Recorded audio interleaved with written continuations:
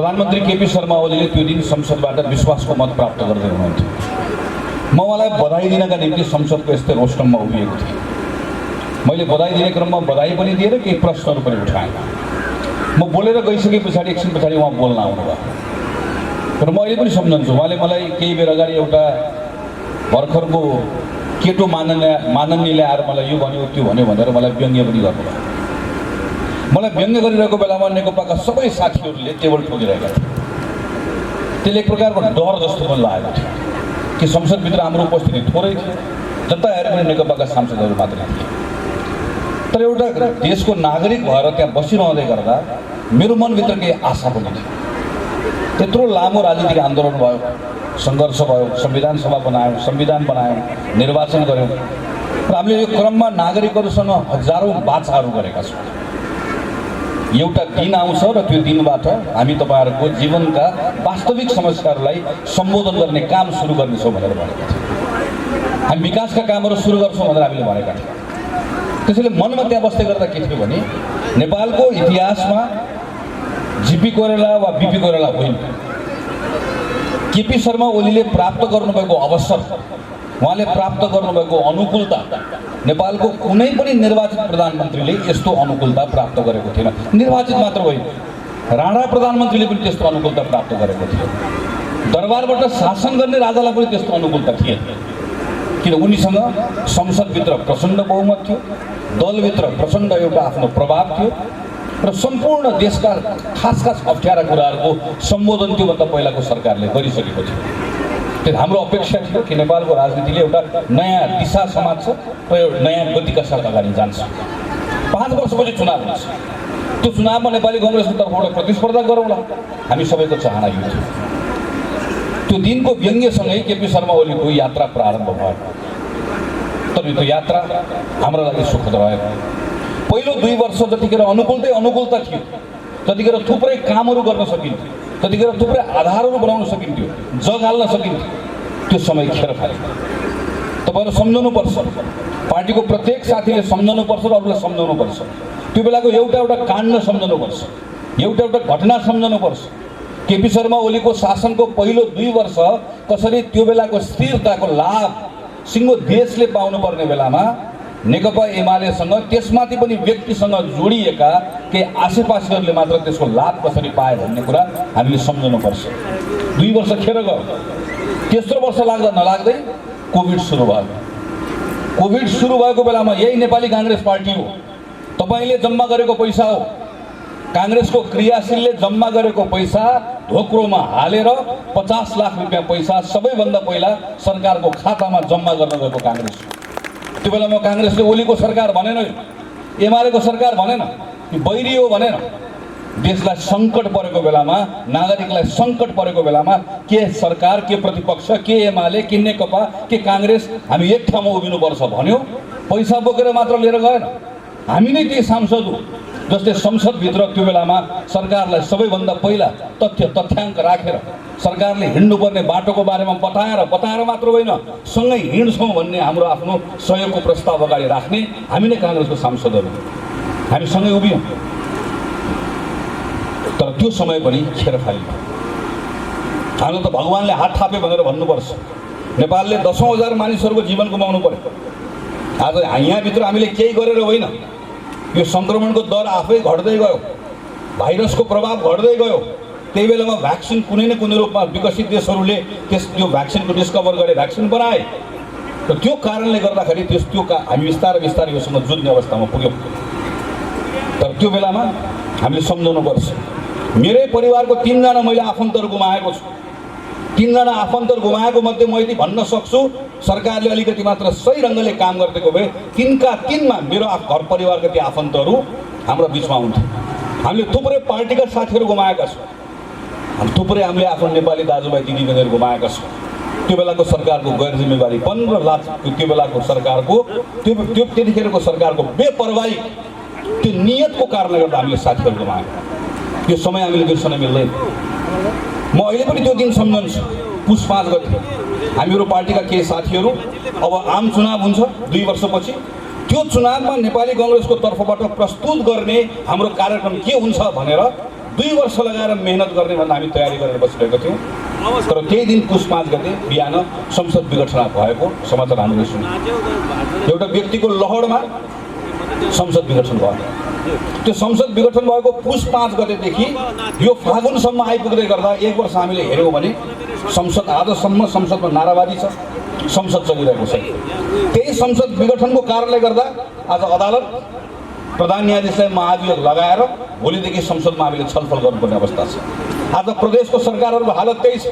त्यति मात्र होइन, आज अर्थतन्त्रको हालत त्यो बेलामा सरकारले एकपछि अर्को गलत निर्णय गरेको कारणले गर्दा आज हाम्रो अर्थतन्त्र ठुलो सङ्कटतर्फ गइरहेको अवस्था छ। यो सबै के कारणले गर्दा भयो?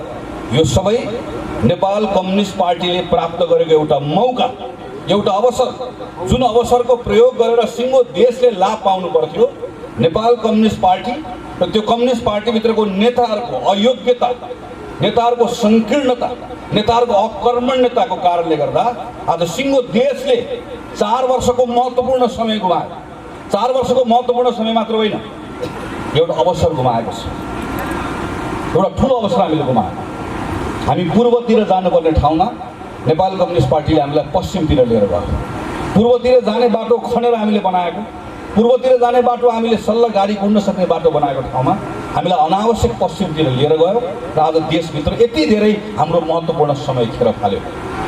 यो नेपाल कम्युनिस्ट पार्टीले यो गरे बापत दण्ड पाउनुपर्छ कि पर्दैन? हामीले जनताको बिचमा लिएर जाने कुरा यही। म हेर्छु पूर्व प्रधानमन्त्री केपी ओली यस्तै कार्यक्रम गरिराख्नु भएको देख्छु। ठुल्ठुलो सभाहरू भइरहेको छ अनि म उहाँले मञ्चबाट कुर्लेको पनि सुन्छु। अनि म कहिलेकाहीँ सोध्छु नेताजीले फुइँ चाहिँ के कुराको लगायो? 4-5 वर्ष सरकार चलाउन जिम्मा लिएर आएको छ। आफूले जिम्मा लिएर आएको सरकार आफैले ढालेको छ। 5 वर्ष संसद चलाउँछु भनेको त संसद भङ्ग गरेको छ। दुईटा पार्टी मिलाएर एक बनायो देखाइदियो काङ्ग्रेसले 50 वर्ष भनेको छ। आफ्नै घरमा खरानी बनाएको छ। त्यही पनि नेताजी आउनु त फुइँ लगाएको गर्नुभएको छ। त्यो फुइँ चाहिँ के कुराको लगायो? हामीले प्रश्न गर्ने बेला आएको छ। हामीले जनतालाई भन्नुपर्ने बेला आएको छ। 48 सालमा काङ्ग्रेसले बहुमत प्राप्त गर्यो, आफ्नो बहुमत फेर्न सकेन। 51 सालमा जनताले हामीलाई दण्डित गरे। 56 सालको चुनावमा नेकपा एमाले एउटै बन्न सकेन, टुक्रियो, नेकपा एमालेलाई दण्डित गरे। 64 सालमा प्रचण्ड बहुमत प्राप्त गरेको माओवादीले संविधान जारी गर्न सकेन, दल टुट्यो, 70 सालमा दण्डित गरे। हामीले जनतालाई बताउन सक्नुपर्छ। नेपाली जनताले जस्तोसुकै अप्ठ्यारो परिस्थितिमा पनि निर्वाचनमा आफ्नो ताकतको प्रयोग गर्दै गर्दा विवेक पुर्याएका छन्। त्यसैले यो पटक दण्डित हुने पालो Nepal communist party, Nepal communist पार्टीभित्रको एमाले लगायतको पार्टी र त्यसको नेतृत्वको जनताले यो बेलामा आफ्नो मतको अधिकार, चाहे त्यो स्थानीय निर्वाचन हो चाहे त्यो सङ्घको निर्वाचन हो, त्यो मतको शक्ति, मतको ताकत प्रयोग गरेन भने दलले हेप्छ, नेताले हेप्छ। जुन प्रणालीमा दलले जनता हेप्छ, नेताले कार्यकर्ता हेप्छ, निर्वाचित भएको नेताले जनतालाई हेप्छ, त्यो डेमोक्रेसी हुँदैन, त्यो बलियो हुँदैन। त्यो नाम मात्रको हुन्छ, त्यो औपचारिकताको मात्रै हुन्छ। त्यस कारणले गर्दा जनतालाई गएर हामीले बताउनु पर्नेछ। गिरिजाप्रसाद कोइरालाले 64 सालमा जतिखेर संविधान सभाको निर्वाचन गराउनु भयो, निर्वाचन लड्ने साथीहरू यहीँ हुनुहुन्छ, चितवन तपाईँहरूलाई थाहा छ। त्यो बेलामा नेपाल कम्युनिस्ट पार्टी माओवादीले सबै सिट यहाँबाट जितेर गएको। त्यो बेलामा निर्वाचनको हालत के थियो? त्यो बेलामा उम्मेदवारको हालत के थियो? त्यो बेलामा हाम्रो कतिजना साथीले मत हाल्न पाउनुभयो? तर पनि त्यो बेलामा निर्वाचन गराएको हामीले हार्छौँ भन्ने थाहा पाउँदै निर्वाचन गराएको। किनकि माओवादीलाई युद्धबाट बाहिर ल्याइसके पछाडि देशप्रतिको हाम्रो जिम्मेवारी, त्यो युद्धबाट बाहिर ल्याएको माओवादीलाई युद्धमा फर्केर नदिने, शान्ति प्रक्रियालाई अगाडि बढाउने हाम्रो जिम्मेवारी थियो। 70 सालमा सुशील कोइरालाको नेतृत्वमा संविधान सभाभित्र रहँदै गर्दा अघिल्लो पटकको संविधान असफल भइसकेपछि एमालेलाई मिलायो। एमालेलाई मात्र होइन, म अहिले पनि सम्झन्छु जतिखेर माओवादी साथीहरूले माइक भाँचेर संसदभित्रको टेबल कुर्सी फुटाएर संसदभित्रको त्यसलाई रणमैदान बनाउनु भएको थियो। त्यो रणमैदान बनाएको बेलामा पनि म सम्झन्छु त्यो बेलाको जतिखेर केपी ओली र प्रचण्ड दुईजनाको बिचमा संसदभित्र जम्का भेट हुँदै गर्दा केपी ओली खल्तीबाट हात राख्नुहुन्थ्यो, भन्नुहुन्थ्यो प्रचण्डसँग म हात मिलाउँदै। त्यस्तो भनेको बेलामा पनि माओवादी पार्टीसँग गएर उनीहरूलाई पनि संवाद गरेर माओवादी पार्टीलाई पनि ल्याएर उनीहरूलाई पनि सँगसँगै राखेर संविधान निर्माण गर्ने काम हामीले सम्पन्न गरेको। शेरबहादुर देउवाले निर्वाचन गराउने बेलामा मधेसका पार्टीहरू निर्वाचनमा भाग लिन्न भनेर बाहिर सडकमा थिए। मधेसमा गोली चलिरहेको थियो। त्यो बेलामा मधेसको पार्टीलाई पनि फकाएर फुलाएर सम्झाएर स्थानीय चुनावमा भाग लिने बनाएर संविधान संशोधन गर्ने कुरामा सँगै ल्याएर जोडेर निर्वाचन गराएर निर्वाचन हारेको हामी। संविधान बनाएर निर्वाचन हारेको, हार्न तयार भएको, तर मधेसको दललाई पनि मिलाउनुपर्छ भन्ने ल्याएको काङ्ग्रेसले आफ्नो राष्ट्रिय जिम्मेवारी पुरा गरेको। यो पटक पनि नेपाल कम्युनिस्ट पार्टीले आफ्नै घरमा आगो लगायो। एक थरी कम्युनिस्ट पार्टीले आफ्नै घरमा आगो लगाएर जम्मा भएको खरानी दलेर बसेका छन्। अर्को थरी घर छोडेर आएर हामी यहाँ छौँ भन्दै सडकमा घुमिरहेको बेलामा केही काङ्ग्रेसलाई फेरि आएर चलाइदिनु पर्यो, सम्हालिदिनु पर्यो भनिसके पछाडि नेपाली कङ्ग्रेसले सरकार चलाउन गएको। हामीलाई परमादेशी सरकार, हामीलाई अदालतबाट आएको सरकार होइन कमरेड। नेपाल कम्युनिस्ट पार्टीले सरकार चलाउन नजानेपछि तिमीले बनाएको भुवाङ टाल्न आएको सरकार हो, तिमीले पारेको पाल टाल्न आएको सरकार हो। हामी सरकार चलाउन कदाचित हाम्रो रहर पनि होइन, हामीले यो पटक सरकार चलाउने पनि होइन। यो सरकार केपी ओलीले, प्रचण्डले वा माधव नेपालले चलाइराख्नुपर्छ र उनीहरूले नै निर्वाचन गराउनुपर्छ। यो प्रदेशको सरकार पनि उनीहरूले नै चलाउने हो। जनताले त्यही जिम्मा दिएर पठाएको, तर त्यो सरकार चलाउने ल्याकत, हैसियत, योग्यता नराखिसके पछाडि काङ्ग्रेसले सरकार चलाउनु पर्यो। किन? हाम्रो लागि सरकार चलाउने कुरा महत्त्वपूर्ण होइन, हाम्रो लागि यो पद्धति जोगाउने कुरा महत्त्वपूर्ण थियो। 2015 सालमा बिपी कोइराला प्रधानमन्त्री हुनुहुन्थ्यो। राजा महेन्द्रले महत्त्वाकांक्षा नराखिदिएको भए आज 2080 सालको सेरोफेरोमा पुग्दै गर्दा 65 वर्षको संसदको इतिहास हुन्थ्यो। नेपालमा राज संस्था रहन्थ्यो, केही फरक पर्दैन। जापानमा रहेको जस्तै, बेलायतमा रहेको जस्तै, नर्वेमा रहेको जस्तै, डेनमार्कमा रहेको जस्तै एउटा खोपीमा गएर बस्थ्यो। हामीसँग पनि एउटा संसदीय प्रजातन्त्रको यत्रो इतिहास मात्र होइन, हामीले विकासको एउटा नयाँ ठाउँमा नेपाललाई पुर्याइसकेका हुन्छौँ। पद्धति राजाले खोज्दै गर्दाखेरि सिङ्गो देशले त्यसको मूल्य चुकाएको छ। 40 सालको परिवर्तन भयो, केही गल्ती कमजोरी हामीले पनि गऱ्यौँ, तर हाम्रो गल्ती र कमजोरीलाई देखाएर नेपालको दरबार र तरबार चलाउने माओवादीहरू एक ठाउँमा आएर तिनको साललाई मिसेर त्यो 46 सालको परिवर्तन पछाडि आएको संविधान र संवैधानिक व्यवस्थामाथि कुठाराघात गर्दाखेरि फेरि अर्को 10, 20, 30 वर्ष हामीले खेर फाल्नु पर्यो। हामी चाहन्छौँ यो पटक यो संविधान हामीले बनाएको संविधानमा 100 कमजोरी होलान्, समयसँग त्यसलाई सच्याउँदै पनि जालौँ। विषय संविधानको होइन, संविधानमा के लेख्यो भन्ने कुराको होइन। मुख्य विषय भनेको हामी यो पद्धतिलाई जोगाउने कि नजोगाउने, यो प्रणालीलाई नजोगाउने हो भने फेरि अर्को एउटा सङ्घर्ष गर्ने। नेपालको नियति नै के रहने भयो भने एकपटक एउटा आन्दोलन गर्ने, त्यसबाट एउटा व्यवस्था ल्याउने, त्यो व्यवस्था चलाउन नजान्ने, अनि त्यो व्यवस्था चलाउन नजानेपछि त्यो व्यवस्थाका कुनै न कुनै रूपमा फेरि सडकमा आउने, अनि सडकमा आएर अर्को 10 वर्ष फेरि खेर फाल्ने।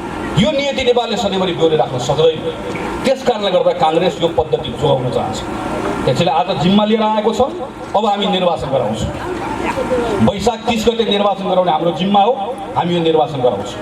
मङ्सिरमा सङ्घको निर्वाचन गराउने हाम्रो जिम्मा हो, त्यो सङ्घको निर्वाचन हामी गराउँछौँ।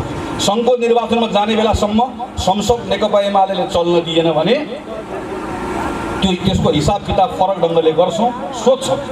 तर हामी आफ्नो राष्ट्रिय जिम्मेवारी र संवैधानिक जिम्मेवारीबाट एक ठाउँमा पनि च्युत हुन्न। अदालत चलेन, प्रधान न्यायाधीशलाई भन्यो, मान्नु भएन, महाभियोग लगाएर अदालत चल्ने बनाएका छौँ। अब संसद चल्न दिएन भने नेकपा एमालेसँगको हामीले त्यो नेकपा एमालेसँगको संवादलाई कसरी लिएर जाने, वा यो संसद राख्ने कि नराख्ने छुट्टै विषय छ। तर जताबाट भए पनि हामी संविधानभन्दा तलमाथि देशलाई जान दिन्नौँ। हामीले जिम्मा लिएर आएका छौँ। अब हाम्रो अहिलेको ध्यान, सम्पूर्ण ध्यान हामी स्थानीय निर्वाचन वैशाख 30मा गर्छौँ। कोही साथी नलमा लिनुहोस्, यो निर्वाचनलाई सफल बनाउने काङ्ग्रेसको पहिलो जिम्मेवारी। हामी हार्छौँ जित्छौँ त्यसपछिको प्रश्न हो। हामी पहिलो काम निर्वाचन गराउँछौँ, सफलतापूर्वक गराउँछौँ। दोस्रो काम बल्ल त्यसपछि यो निर्वाचन जित्न चाहन्छौँ। यो निर्वाचन जित्ने क्रममा यो स्थानीय निर्वाचन हो। स्थानीय निर्वाचनमा सबैभन्दा बढी महत्त्व स्थानीय सङ्गठनको नै रहन्छ। तपाईँहरूको भर्खर जिल्ला कार्य समिति आएको छ, क्षेत्रीय समिति आएको छ, नगर समिति आएको छ, वडा समितिहरू छ। तपाईँहरूले कति बढी काम गर्नुहुन्छ, कति बढी सङ्गठनलाई क्रियाशील बनाउनुहुन्छ, तपाईँ कति बढी जनतासँग जोडिनुहुन्छ। निर्वाचनको परिणाम धेरै हदसम्म त्यहीसँग जोडिन्छ। स्थानीय निर्वाचनका स्थानीय मुद्दाहरू छन्। कहीँ हामी वडामा चुनाव जितेका छौँ, कहीँ हामी वडामा चुनाव हारेका छौँ। तपाईँहरूको रत्नगरमा हामीहरू निर्वाचन हारेका छौँ। अब 5 वर्ष रत्नगरमा निर्वाचन पराजित भएर प्रतिपक्षमा बस्दै गर्दा त्यो प्रतिपक्षको ठाउँबाट आँखाबाट देखिएका विषयहरू र अर्को 5 वर्ष अब काङ्ग्रेसले मौका पाउँदै गर्दा हामीले गर्ने कामहरूको फेरिस्त तयार गरेर जनताको बिचमा लिएर जाने अब हाम्रो काम हो। यो हाम्रो यहाँको सङ्गठनले गर्नुपर्छ। त्यो सँगसँगै जोडिएर राष्ट्रिय मुद्दाहरू आउँछ।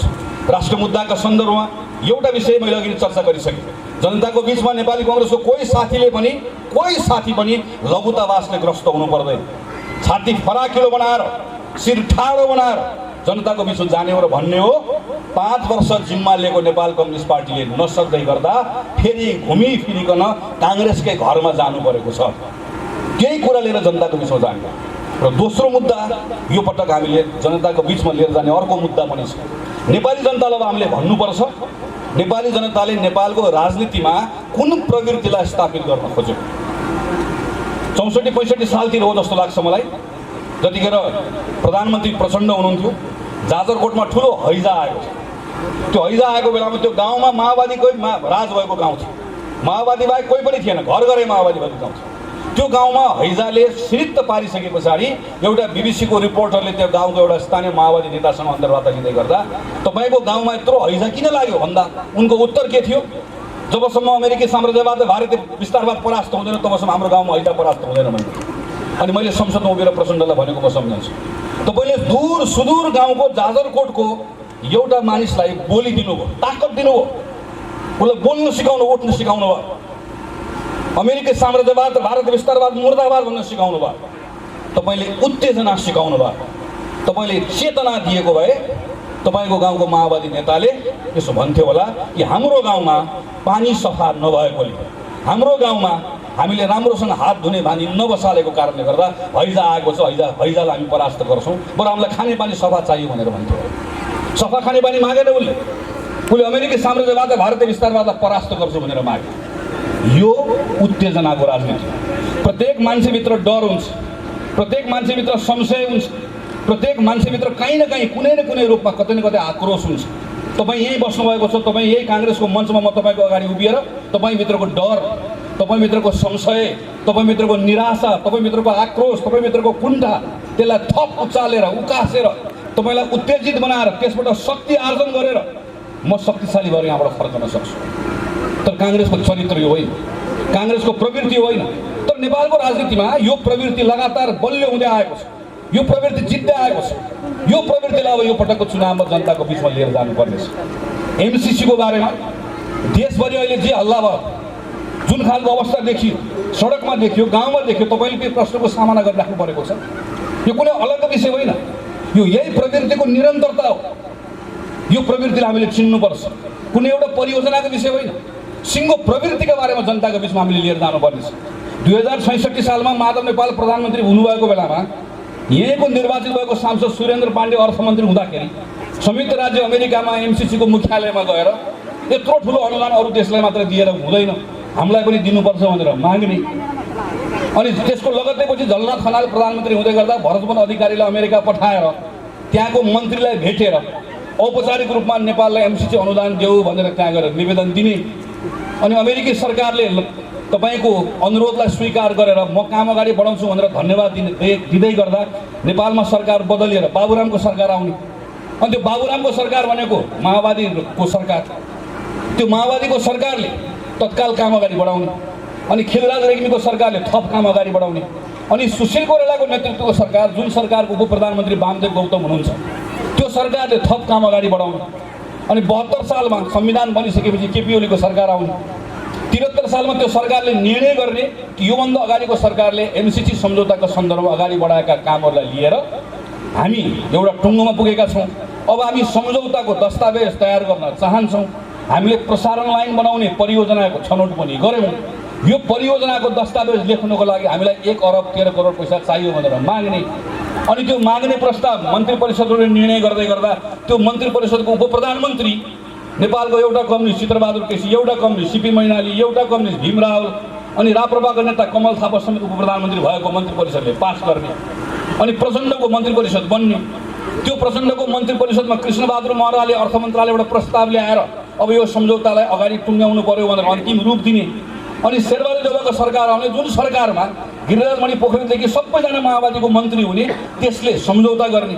अनि नेपाल कम्युनिस्ट पार्टीको सरकार आउने, केपी ओली प्रधानमन्त्री भएको सरकार, जुन सरकार नेकपा एमाले माओवादीको संयुक्त सरकार हो, उपेन्द्र यादवदेखि अहिले यहाँ शक्ति बस्नेदेखि वर्षमान पुनदेखि सारा मन्त्री भएको 2075 साल माघ 25 गते केपी ओलीको सरकारले निर्णय गर्ने संसदमा दर्ता गर्ने अनि 75 माघ 25 सम्म 66 सालदेखि लगातार काम गर्ने अनि 75 को फागुनदेखि के भन्न थाल्ने भने यो सम्झौता दलालहरूले गरेको हो भनेर भन्ने, यो सम्झौता गद्दारहरूले गरेको हो भनेर भन्ने, यो सम्झौता गर्ने राष्ट्रघाती हुन् भनेर भन्ने।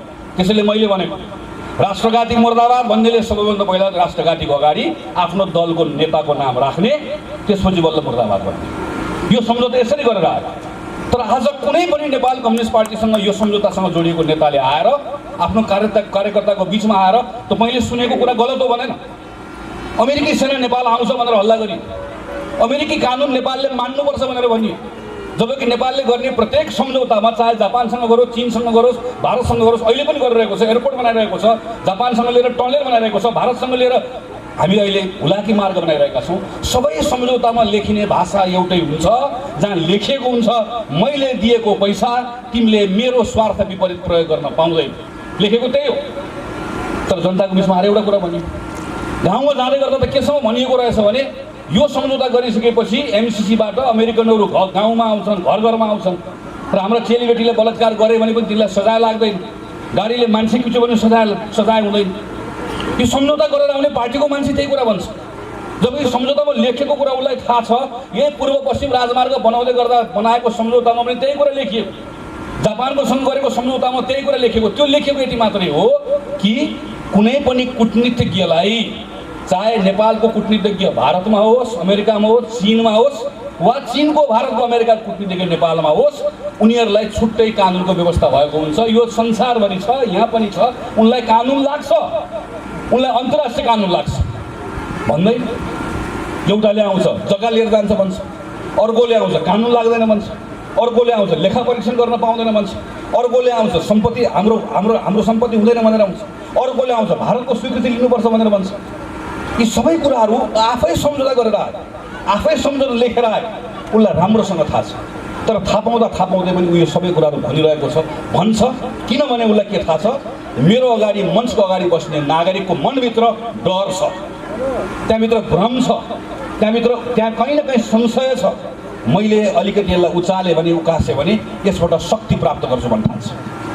कुनै बेला माओवादीले युद्ध सुरु गर्ने बेलाको त्यो बेलाको एउटा भिडियो मैले बाबुराम भट्टराईको भिडियो हेरेको थिएँ, जहाँ बाबुराम भट्टराई के भन्नुहुन्छ भने यी युवकहरूलाई अलिकति उचाल्ने भने युवकहरू ज्यान दिन तयार हुन्छन्, मर्न तयार हुन्छ भनेर भनेको भिडियो मैले हेरेको सम्झन्छु। कुनै बेला माओवादीले सुरुङ युद्ध खन्नु पर्यो, सुरुङ खनेर भारतका विरुद्ध लड्नु पर्यो भने कथा म सम्झन्छु। कुनै बेला नेकपा एमाले अरुण परियोजना रोकेको म सम्झन्छु। अरुण परियोजना आयो भने नेपाल खतम हुन्छ भनेर भनेको, त्यही अरुण परियोजना 51-52 सालतिर बन्न नदिँदाखेरि त्यसको कारणले गर्दा आज हामी 18-20 वर्षसम्म नेपालको विद्युतको उत्पादन, विद्युतको प्रसारण, विद्युतको क्षेत्र हाम्रो 18-20 वर्ष पछाडि पऱ्यो म सम्झन्छु। केही समय अगाडि भारतले लिम्पियाधुरा र लिपुले कालापानी क्षेत्रमा नक्सा आफ्नो बनायो, त्यहाँ पूर्वाधार बनायो। सबैभन्दा पहिला काङ्ग्रेसले संसदमा यो विषय उठायो, काङ्ग्रेसले मात्र होइन अरू पार्टीले पनि उठाए, एमाले, माओवादीले, त्यो बेलाको नेकपाले सबले निर्णय गरे। हामी सब एक ठाउँमा उभियौँ, हामीले सरकारलाई लगातार भनिरह्यौँ भारतले एकतर्फी नक्सा बनाएको छ, सरकारले नक्सा लिएर आऊ भनेर संसदबाट निर्णय गरेर निर्देशन गर्यो। सरकारले नक्सा बनाएर ल्यायो, संसदभित्रबाट एक स्वरबाट त्यो नक्सालाई हामीले संविधानको अङ्ग बनायो। यो कुनै एउटा दलको विषय थिएन, यहाँ कुनै काङ्ग्रेस एमाले थिएन, हामी सबै मिलेर गरेका छौँ। तर म अहिले एमालेको नेताहरू कहिलेकाहीँ सुन्छु मञ्चमा आयो भनेदेखि भने उसले के भनिरहेको हुन्छ भने नेपाली कङ्ग्रेसको नेताको घरमा भएको नक्सामा त्यो चुच्चो लुकाएर राखेको छ भनिदिन्छ। उस अगाडि बस्ने नागरिकलाई हो कि साँच्चीकै भन्ने लाग्छ। तपाईँ यसरी हेर्नुभयो भने यो एउटा एमसिसी प्रकरणको कुरा होइन, यो हिजो पनि थियो, आज पनि छ। यो प्रकरणमा हामीले सही ढङ्गले काम गरेनौँ, नेपाली जनतालाई बताएनौँ कि नेपालमा उत्तेजनाको राजनीति गर्नेहरू, भ्रमको राजनीति गर्नेहरूको दोकान, उसको पसल बन्द गराएन हो भने कहिलेकाहीँ पसल चलाउने मान्छे फेरिन्छ, त्यहाँभित्र बेच्ने सामान फेरिन्छ, तर सारमा त्यो त्यही डरको, भ्रमको राजनीति, उत्तेजनाको राजनीतिको दोकान चल्दछ। यसलाई हामीले बन्द गर्नुपर्ने छ। त्यसैले म आग्रह गर्न चाहन्छु पार्टीको साथीहरूलाई, तपाईँहरूका निम्ति हामीले सानो एउटा पुस्तिका बनाएका छौँ। पार्टीको जिल्ला समितिको साथीले तपाईँलाई ल्याएर दिनुहुन्छ, त्यो पुस्तिका तपाईँले पढ्नुपर्ने छ। एमसिसी परियोजनाको बारेमा होइन, त्यो परियोजनाको बारेमा छ, तर तपाईँले परियोजना बुझ्नुहोस् भन्ने कुरा होइन। तपाईँले नेपाली समाजमा फैलाएको भ्रम बुझ्नुपर्ने छ, जनताको बिचमा जानुपर्ने छ। कुनै एमालेको साथीले तपाईँसँग बढी बोल्न थाल्यो भने उसँग धेरै सवाल जवाफ गर्नु पर्दैन। एमालेको पार्टीको कुनै पनि कार्यकर्ताले एमसीसीका बारेमा काङ्ग्रेसका साथीलाई धेरै कुरा सोध्न थाल्यो भने मैले साथीहरूलाई भनेको छु, तपाईँले खुरुक्क एमालेको साथीको टिकट काटिदिनुहोस्, चितवनबाट बस चढाएर काठमाडौँ पठाइदिनुहोस्, काठमाडौँमा सिधा ट्याक्सी चढाएर हामी बालकोट पठाइदिन्छौँ भन्छौँ। एमसीसीका बारेमा तिम्रो बाला गएर सोध, हामीलाई सोध्ने होइन। 75 साल माघ 25 गते संसद मन्त्री परिषदको निर्णय किन गरेको भनेर सोध्ने। माओवादीको कोही नेताले सोध्यो भने ठ्याक्क त्यही भन्ने, टिकट काट्ने, खुमलटार जाने, त्यहाँको बाला भेट्ने र सोध्ने त्यो निर्णय गरेको दिन बारले भाङ खाएको हो कि नसा लागेको थियो कि तिथिमिति भन्ने सुन्ने, सोध्ने। जवाफ उनले दिनुपर्छ, जवाफ केपी ओलीले दिनुपर्छ, माधव नेपालले दिनुपर्छ, प्रचण्डले दिनुपर्छ, झलनाथ खनालले दिनुपर्छ। जवाफ हामीले दिने होइन। हामी त सरकारमा बस्दा पनि त्यही निर्णय गरेको, प्रतिपक्षमा बस्दा पनि त्यही निर्णय गरेको। किनकि काङ्ग्रेस प्रश्न छ। काङ्ग्रेसले हिजो दुःखको बेलामा, पञ्चायतको बेलामा जतिखेर भारतमा बसेर हाम्रो नेताहरू सशस्त्र क्रान्ति गरिराख्नु भएको थियो, भारतले सिक्किम निलिसके पछाडि त्यो बेलामा नेपालको स्वाधीनतालाई खतरा होला भनेर आफ्नो ज्यान मुद्दा हुँदाहुँदै बिपी कोइराला नेपाल छिर्नु भएको राष्ट्रिय बेलिलाको नारा लिएर। सुवर्ण शमशेरले भारतमा बसेर नेपालमा सशस्त्र सङ्घर्ष गरिरहेको बेलामा भारत र चीनको बिचमा युद्ध भइसके पछाडि त्यो युद्धको कहीँ न कहीँ छिटा नेपाललाई पर्ला भनेर बिपी कोइराला जेल परेको बेलामा आफ्नो सशस्त्र सङ्ग्रामलाई विश्राम दिनुभएको काङ्ग्रेसबाट आएका मानिसहरू हामी भारतसँग, चीनसँग, अमेरिकासँग, जापानसँग हामी सबसँग समान सम्बन्ध राख्न चाहन्छौँ। हामी कुनै पनि देशको कसैको पक्षमा ढल्दैनौँ। हामी कुनै देशको सैन्य गठबन्धनमा बस्दैनौँ। हाम्रो यो भूमि कुनै देशका विरुद्ध प्रयोग हुन दिँदैन। हामी भारत र चीन मिलोस् भन्ने चाहन्छौँ। हामी चीन र जापान मिलोस् भन्ने चाहन्छौँ। हामी भारत र अमेरिका मिलोस् भन्ने चाहन्छौँ। र उनीहरू कथमको लागि मिलेनन् भने पनि हामी कसैको झगडामा पर्दैनौँ। हामी सबसँग मित्रवत सम्बन्ध राख्न चाहन्छौँ। हामी चाहन्छौँ नेपालले कोहीसँग 1 रुपियाँ पैसा माग्न नपरोस्। हामी चाहन्छौँ हाम्रो केटाकेटीलाई कतार मलेसिया पठाउन नपरोस्। हामी चाहन्छौँ कुनै आमाले कतारबाट आएको छोराको बाकसमा लागेको लास एयरपोर्टमा कुरेर बस्नु नपरोस्। हामी चाहन्छौँ हामीले बनाएको सामान बाहिर बेच्न सक्ने अवस्थामा नेपाल पुगोस्। हामी यो चाहँदै गर्दा हामीलाई यो पनि थाहा छ हाम्रो ढुकुटीको अवस्था के छ भन्ने कुरा हामीलाई थाहा छ। 16 खरबको बजेट यो वर्ष बनाउँदै गर्दा जम्मा 4 खरब रुपियाँ मात्रै विकासको लागि भनेर छुट्याउन सकिएको छ र त्यो 4 खरबमा पनि 4 खरब पैसा ऋण र अनुदान लिएर मात्रै बजेट बनाइएको छ। हामीसँग 1 रुपियाँ पनि आम्दानी गरेर विकास गर्न सक्ने आजको दिनमा अवस्था छैन। यस्तो बेलामा कि बाहिरबाट लगानी ल्याउनु पर्ने छ, कि बाहिरबाट ऋण ल्याउनु पर्ने छ। ऋण धेरै लियो भने श्रीलङ्काको जस्तो हालत हुन्छ भन्ने हामीलाई थाहा छ। त्यसैले हामी अमेरिकासँग, भारतसँग, चीनसँग, रुससँग, जुन जुन देशसँग सकिन्छ, जापानसँग, युरोपसँग यो खालको पैसा ल्याउन चाहन्छौँ। त्यो ल्याएर पूर्वाधार बनाउन चाहन्छौँ। त्यो पूर्वाधार बनाउने कुरालाई हाम्रो उद्योगसँग जोड्न चाहन्छौँ, हाम्रो उत्पादनसँग जोड्न चाहन्छौँ। त्यो उद्योग र उत्पादनसँग जोड्दै गर्दा अनि हाम्रो नौजवानहरूलाई नेपालभित्र रोजगारी सृजना गर्न चाहन्छौँ र एक दिन नेपालको ढुकुटीलाई यति मजबुत बनाउन चाहन्छौँ जसरी गिरिजाप्रसादले ढुकुटी मजबुत बनाइदिएको हुनाले गर्दा 48 सालमा 3 वर्ष सरकार चलाउँदै गर्दा 51 सालमा मजबुत बनाइदिएको हुनाले गर्दा मनमोहन अधिकारीले 12 आमालाई 100 रुपियाँको वृद्ध भत्ता बाँड्न पाउनुभयो। त्यसै गरिकन काङ्ग्रेस हाम्रो ढुकुटीलाई खुद्रुकेलाई मजबुत बनाउन चाहन्छ। यसरी मजबुत बनाउनु परोस् कि त्यो दिन अमेरिका, भारत, चीन सबलाई धन्यवाद तपाईँको थप पैसा चाहिएन भनेर भन्ने दिन आओस् भन्ने चाहन्छौँ। जसरी दक्षिण कोरियाले कुनै बेला यी देशहरूबाट सहयोग लियो तर आज कमजोर देशहरूलाई मद्दत गरिरहेको छ। नेपाल त्यस्तै देश त्यस्तै अवस्थामा पुगोस् भन्ने हामी चाहन्छौँ। हामी त्यसका निम्ति काम गर्न चाहन्छौँ। हामी त्यसका निम्ति लड्न चाहन्छौँ। त्यस नेपाली कङ्ग्रेस साथीहरूलाई मेरो आग्रह छ, जनतालाई गएर यो कुरा भयो, मैले अघि पनि सकेँ, एमाले, माओवादी, समाजवादी कसैलाई उत्तर दिनु पर्दैन, कसैलाई उत्तर दिनु पर्दैन। किनले आफ्नो बाधा गरेर सोध्छन् त्यहाँबाट उत्तर लिएर आउँछ। हाम्रो काम जनतालाई बताउने हो, हाम्रो काम जनतालाई बुझाउने हो, हाम्रो काम जनतालाई गएर भन्ने हो। जनता फेरि कोही जनता काङ्ग्रेस एमाले मा जनता जनता हो, जनता जनार्दन हो। उसको हामीसँग हक छ, उसले हामीलाई प्रश्न सोध्न पाउँछ। हामीले उसलाई बताउनुपर्छ, हाम्रो पोजिसन बताउनुपर्छ। हाम्रो पोजिसन मात्रै होइन, हामीले उसलाई नेपालको राजनीतिको यो प्रवृत्ति बताउनुपर्छ। यो भ्रम छर्ने प्रवृत्ति, यो उत्तेजनाको राजनीति गर्ने प्रवृत्ति, यो कुनै न कुनै रूपमा मान्छेको डरको आधारमा शक्ति प्राप्त गर्ने यो प्रवृत्तिलाई सिर्नुपर्छ, चिर्नुपर्छ र जनतालाई बताउनुपर्छ। म आग्रह गर्न चाहन्छु पार्टीको साथीहरूलाई, यो पटकको स्थानीय निर्वाचनमा हामीले आम जनतालाई गएर यो कुरा बताउने हो र हामीले सँगसँगै एउटा भरोसा पनि दिने हो। नेपाली जनताहरू वास्तवमा थाकिसकेका छन्। के युवक, के वयस्क, के प्रौढ सबै थाकिसकेका छन्। वास्तवमा हाम्रो कुराकानी सुन्दा सुन्दा पनि थाकिसकेका छौँ। हामी वर्षौँदेखि के भनिरहेका छौँ, नेपालको शिक्षालाई सुधार गर्नुपर्छ भनिरहेका छौँ। अब त्यो भनेर पुग्दैन।